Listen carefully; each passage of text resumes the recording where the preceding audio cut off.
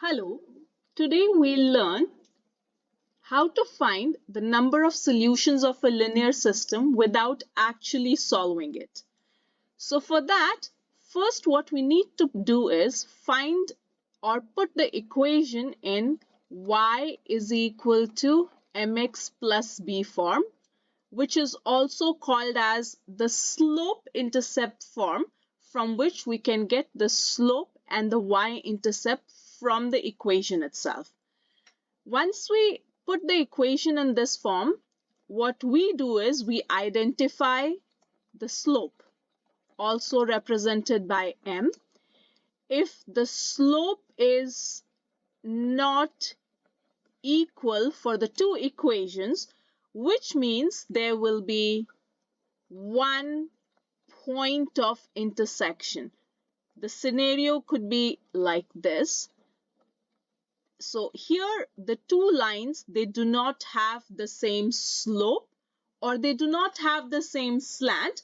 So in this case, they will have one point of intersection. Now what happens is if the slope of both the lines involved in the linear system are equal, then it can be two different situations. So one is if the slope is equal, then figure out the y-intercept.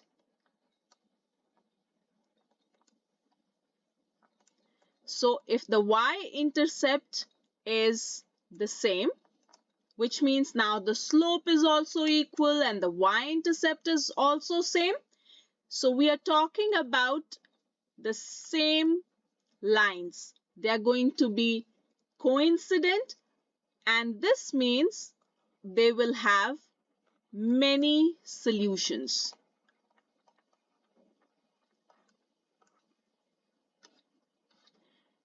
But if the slope is equal, but the y-intercept is not same or not equal, in that case, the slant is the same, the slope is the same, but y-intercept was different.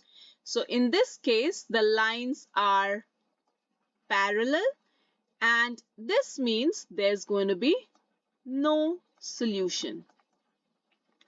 Now, using this technique, let us take a linear system and try to figure out if there is one solution, many solutions, or no solution at all. So the first example we are taking is a linear system in which the first equation is 2x plus y is equal to 5, and the second one is 2x plus 10y is equal to negative 5. Now let us take the first one and try to rearrange and isolate for y.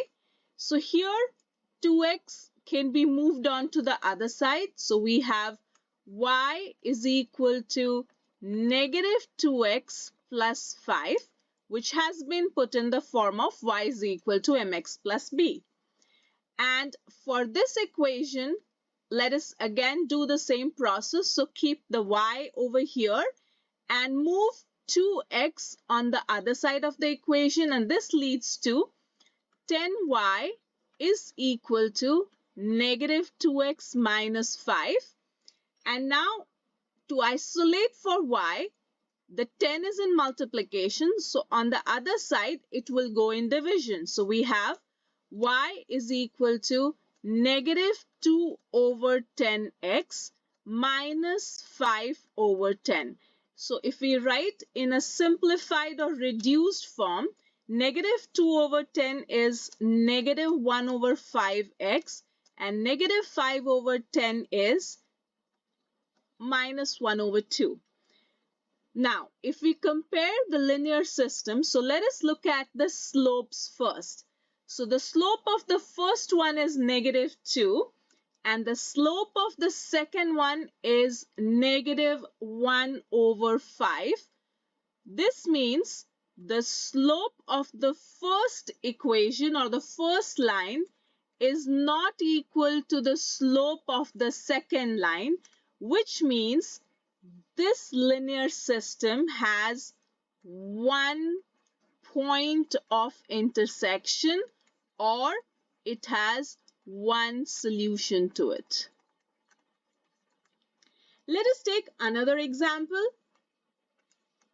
So our second one is, the first equation is 3x minus y is equal to 0 and 6x minus 2y is equal to 3. So we are starting with the first equation and we are isolating for y. So the 3x will be moved on to the other side. Negative y is equal to negative 3x. And now if we multiply both the equations by a negative 1, it just turns out to be y is equal to 3x. So this is already in y is equal to mx plus b form. Now let us take the second one. So in the second one, 6x will be moved on to the other side. So negative 2y is equal to negative 6x plus 3. And because we want to isolate for y, so negative 2 is in multiplication over here. And it is going to move into division on the other side. So this turns out to be y is equal to negative 6 over negative 2x plus 3 over negative 2. And in a simplified or reduced form, the equation can be written as y is equal to 3x minus 3 over 2. Now, let us look at the y is equal to mx plus b forms of the two equations and try to figure out the number of solutions. So from the first equation, we can see that our slope for the first equation is 3 and the slope for the second equation is also 3. So we can say that the slope of the first equation is equal to the slope of the second one. And now the y-intercept is going to decide whether they have no solution or infinite many solutions. So for the first one, because there's no number written after 3x, so the y-intercept is 0. And over here for the second equation, the y-intercept is negative 3 over 2. So we can write that the slopes are the same, but the y-intercept of the first equation is not equal to the y-intercept of the second equation, which means the two lines are parallel and there is no point of intersection or there is no solution to the linear system given to us. So this was an example of a situation where there's no point of intersection. Let us look at the third example.